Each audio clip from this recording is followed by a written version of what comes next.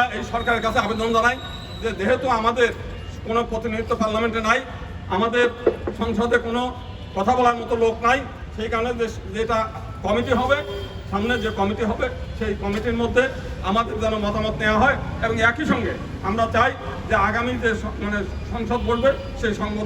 সংসদের প্রথমেই প্রধানমন্ত্রী যে অঙ্গীকার করেছেন যে রেইনবো সরকার, যেহেতু এই বর্তমান যে পার্লামেন্ট সেই পার্লামেন্টে এই দেশের 2 কোটি হিন্দুর কোনো প্রতিনিধিত্ব নাই, সেই প্রতিনিধিত্ব নিশ্চিত করার জন্য জাতীয় সংসদের সংরক্ষিত আসনের বিল পাস করবেন এবং সেটা পৃথক নির্বাচনের মাধ্যমে। আমরা এই 2 কোটি জনগণকে বাইরে রেখে এই সরকার চলবে, সে সরকার কোনোভাবেই সুষ্ঠুভাবে চলতে পারে না এবং এটা বিশ্বব্যাপী কোনো গ্রহণযোগ্য হবে না। আমরা দীর্ঘদিন এই ফ্যাসিবাদের বিরুদ্ধে আমরা কথা বলেছি, এই সরকারের কাছে আমরা মানববন্ধন আমাদের করতে হবে, এটা নিয়ে দাবি দেওয়া করতে হবে, আমরা সেটা মনে আশা করি নাই, কিন্তু আমাদের দুর্ভাগ্য যে আমাদের সেটার জন্য আজকে রাস্তায় আমাদের দাঁড়াতে হচ্ছে। তো সেই কারণে আমরা সরকারকে আবারও আহ্বান জানাই যে সামনের অধিবেশনে আপনারা এই সংসদে জাতীয় সংসদ সহ সংরক্ষিত আসনের বিল আনবেন এবং সেটা আমাদের পার্লামেন্টে সংখ্যালঘুদের প্রতিনিধিত্ব নিশ্চিত করবেন। অন্যথায় সারা বাংলাদেশের হিন্দু সম্প্রদায় সহ অন্যান্য সম্প্রদায়কে নিয়ে আমরা